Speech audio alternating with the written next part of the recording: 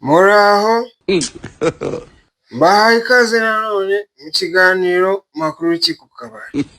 Ariko na mbere yuko dutangira urabanza wandika muri komanteri icyunwa nkuko twabyemeranyije.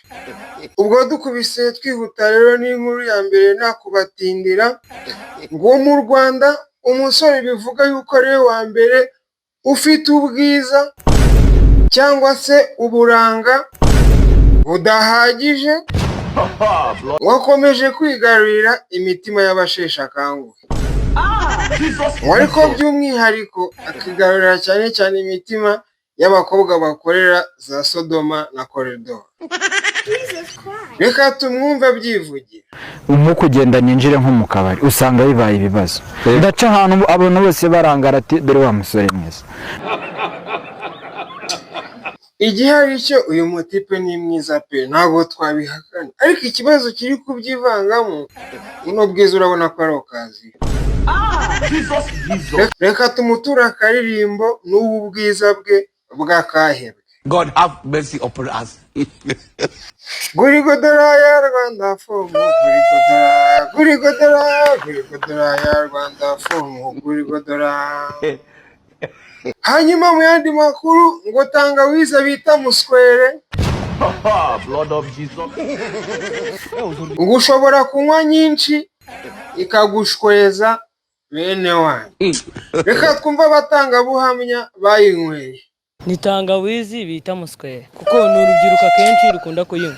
Iyo urubyiruko ruyinyweye bose bahita bararikira gusambana. Nibyo bintu bahita bifuza gukora bagahera bayita muswere. Reba nta nubwo nshaka kuvuga gutyo niba ariko nshaka njyana mvuga ngo mu mpagasembuye numva bayivugayo nanjye ntabwo ndayinywa singiye kukubeshya. Bibangamye nkatwe ababyeyi biratubongamiye ndetse bikabongamira n'undi wese ubireba yumva atakwifuza ko bibaho. Turasaba ko yacika kuko uwayinyweye nk'uriya nyine uciye hano bavuga kuko aho ahageze hose ubusanga yakoze intambara. Warangiza ukavuga ngo umukobwa mukundana ngo yarakwibye. Are you thinking what I'm thinking? Ibyo ndi gutekereza namwe nibyo muri turimo turatekerezanya ibintu bimwe direct hano. God have mercy upon us. Wa mukobwa wakwimye tayari cyangwa ntabwo uri gukoresha ubwenge. Common sense. Reka twikomereze n'indi nkuru. Ngo abahanga cyangwa se abashakashatsi mu byo gusomana ngo bari gukora agakoresho k'ikoranabuhanga kazajya gafasha abantu gusomana bari kuvugana online. Blood of Jesus. Ako nyine ngiye mba ndi kwibaza se ni ubwenge bukeya mba mfite cyangwa se sinzi nyine hari ibintu mba numva nkata mbona nyine wihuse yarapfuye pe. Ugana wa musa ubu nyine mugiye kujya musomana muri kurebana kuri telefone tu.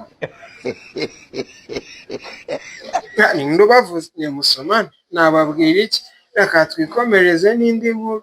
Ngo mu buzima busanzwe ushobora kuba ufite ubusa ukabukoresha ukagira icyo ugeraho. Reka tubirebe.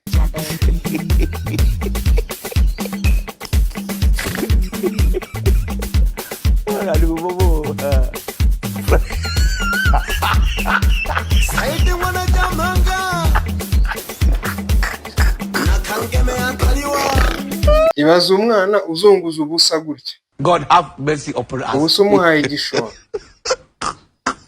Aka ikibazo ni cya kindi cya ya ndirimbo urondereza ubusa bukimara umubiri n'ubusa uzabora udakorera uwitegukira kwimukira.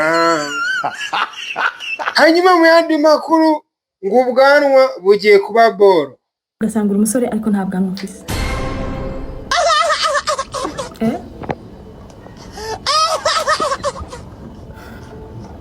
Umuntu w'umugabo kweli nta bwanwa afise. Anjye none usanga umeze nkanjye.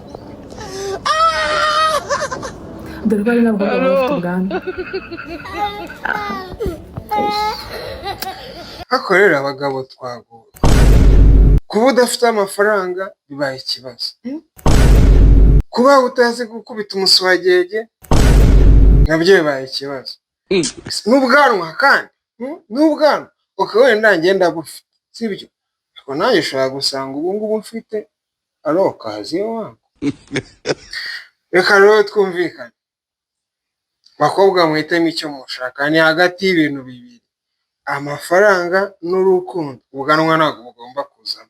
Nugemera ukabona umusore ufite amafaranga n'urukundo sava, nubona ufite urukundo gusa ari rwo ushaka ugihitemo, nubona ufite amafaranga ariyo ushaka uhitemo, ariko ubwanwa turababujije kuko nureba neza ushobora gusanga umusore uri kugora umusaba ubwanwa kandi papa wawe ntabwo agira. Blood of Jesus. Kavorime ni sawa cyangwa nzamuriho gatoya. God have mercy upon us. Ndabashimiye ko twanyemukira mu makuru ku kabari rero cy'uyu munsi. Ndabakunda cyane, Imana ibampundagarizeho umugisha, mukomeze mupeze, muri life bisaba gupeza. Murabona ko nanjye mba mpejeje, ubwo ndabakunda cyane mba mvuyemo. Hasta la vista.